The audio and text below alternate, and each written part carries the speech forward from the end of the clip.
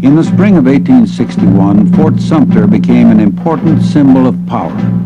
The fort, guarded by federal soldiers, sat in the harbor of Charleston, South Carolina. After that state seceded or left the Union, South Carolina demanded that the Union troops leave. The fort's commander, Major Robert Anderson, had left, refused to leave. Anderson, a career military man, had previously taught artillery at West Point, a U.S. military academy. A favorite student and friend had been Pierre Beauregard at Wright. Now a Confederate general, Beauregard directed the shelling of Sumter. Union soldiers inside Sumter endured a fierce bombardment.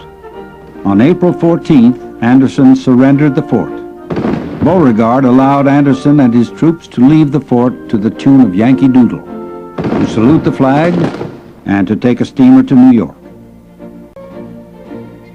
The fall of Sumter set America on fire. Both Northerners and Southerners rushed off to fight. Here, a Northern woman gives her man a romantic send-off. One Southerner recalled, "It was a wild time, a continuous day of fevered enthusiasm." The enthusiasm ended long before the war did. Almost everyone expected a quick, gallant fight.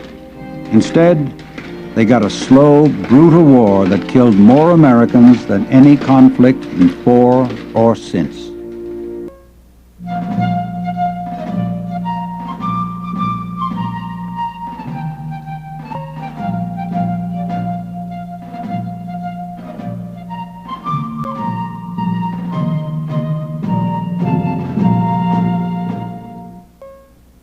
Two decades before the conflict, Robert E. Lee of Virginia proudly wears his U.S. Army uniform. In 1861, when Fort Sumter fell, he was considered the best officer in the nation. April 18th brought two vital messages to Lee's home in Virginia. First, President Lincoln asked him to take command of the Union Army. Second, he learned that Virginia had joined the Confederacy. Now Lee had to choose between loyalty to country and loyalty to home and state. Lee chose the Confederacy. In a letter to his sister, a Union supporter, Lee explained that with all his devotion to the Union, he could not raise my hand against my relatives, my children, my home. I have therefore resigned my commission in the Army. Think of me as kindly as you can.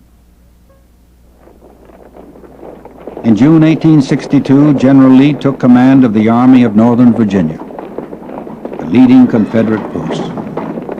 Lee's soldiers all but worshipped him. They even plucked souvenir hairs from his famous horse, Traveler. The Northern Command finally settled in 1864 on Ulysses S. Grant, a scrubby-looking man whose uniforms were often rumpled and ill-fitting. Said an observer, he had a clear blue eye and a look of resolution, as if he would not be trifled with. General Grant's strategy was to hammer at the enemy, even if it meant heavy losses. After the Battle of Shiloh, with the loss of 13,000 Union troops, Northerners howled at Lincoln to remove Grant from command. Lincoln's reply, "I can't spare this man. He fights."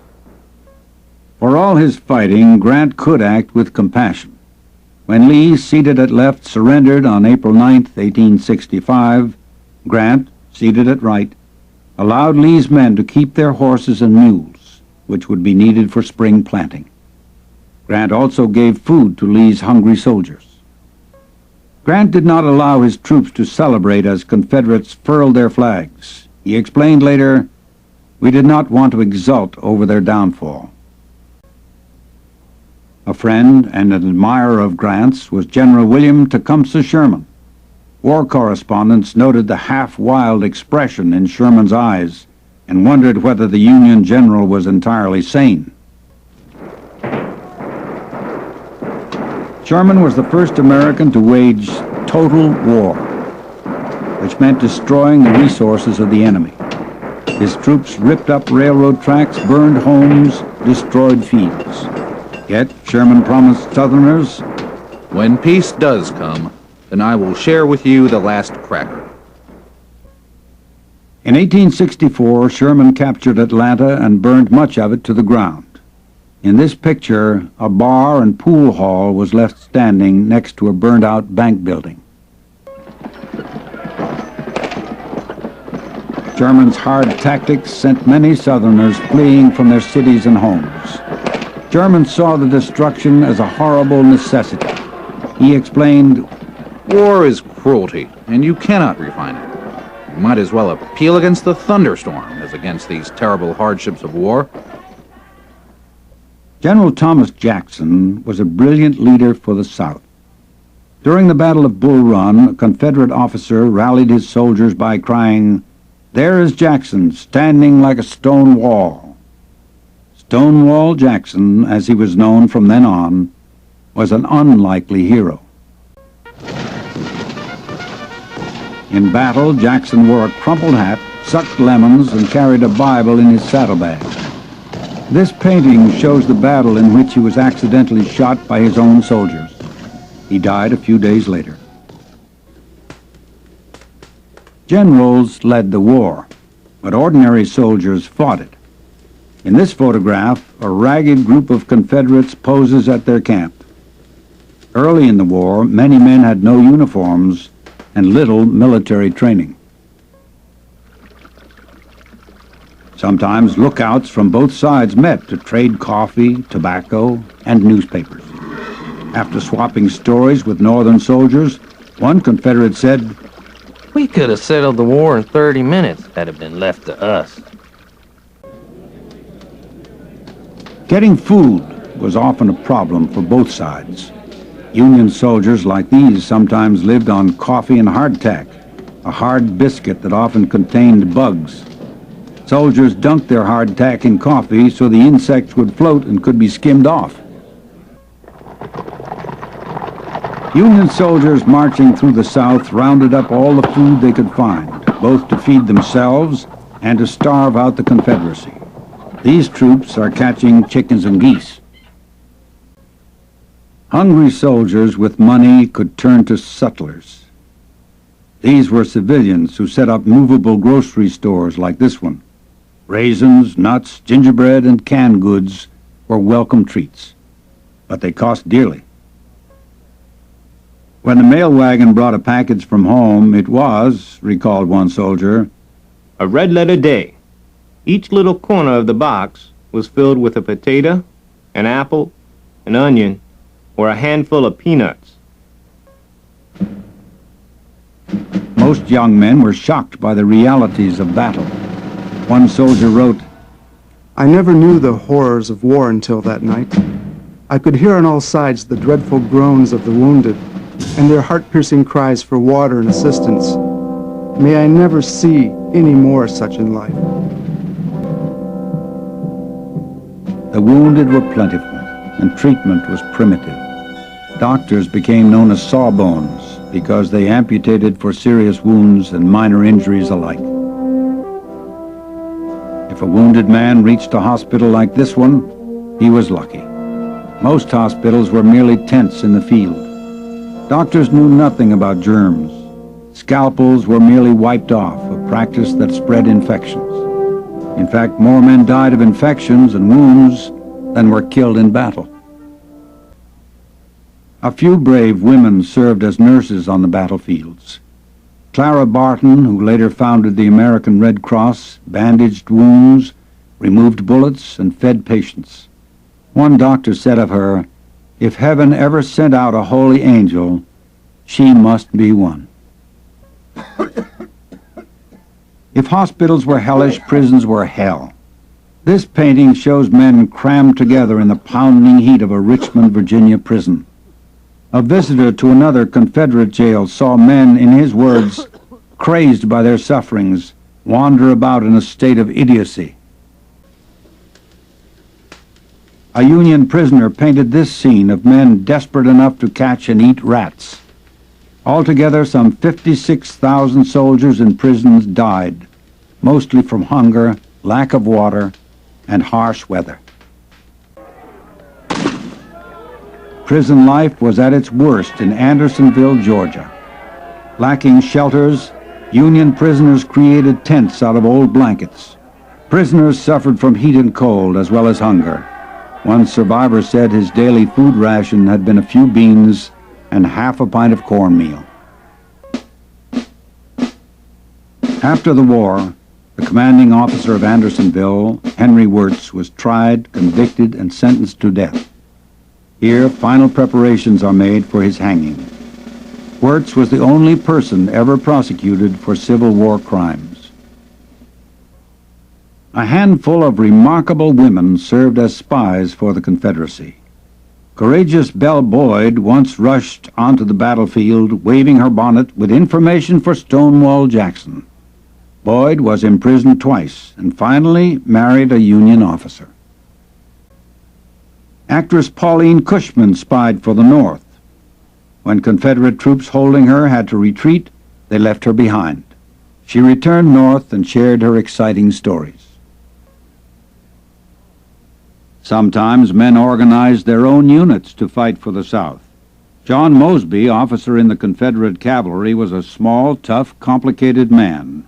He'd been expelled from college for shooting a fellow student, and he carried Shakespeare in his saddlebags.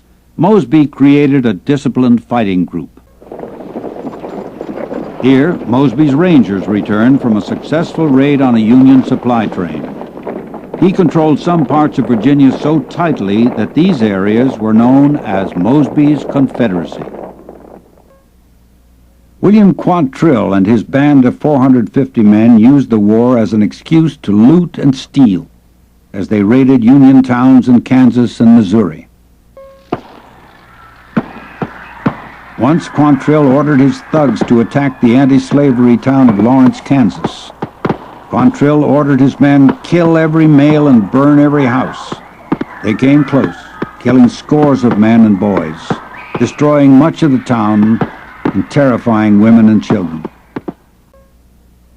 The Civil War was one of the first wars to be photographed. Though cameras were new and hard to use, skilled photographers recorded haunting scenes, such as these Union officers in the field. News correspondent Alfred Woad sketched battles because newspapers at the time could not print photographs. Artists and reporters covered the war so thoroughly that generals sometimes learned more from the press than from their own intelligence reports. Newspaper, mail, or telegraph might bring dreaded news to wives and parents of soldiers. The war ultimately took at least 620,000 lives and touched almost every family in America. Women, especially in the South, were often left alone to run farms and manage as best they could. One frightened woman wrote, "Clouds and darkness are round about us. We are a desolated and smitten people." Citizens of New Orleans rushed for food provided by Union troops who captured the city in 1862. Starvation haunted the Confederacy for much of the war. Near the war's end, Southerners needed $29 for a pound of butter and $50 for a chicken. Some Southerners had to surrender their homes as quarters for Union soldiers like these.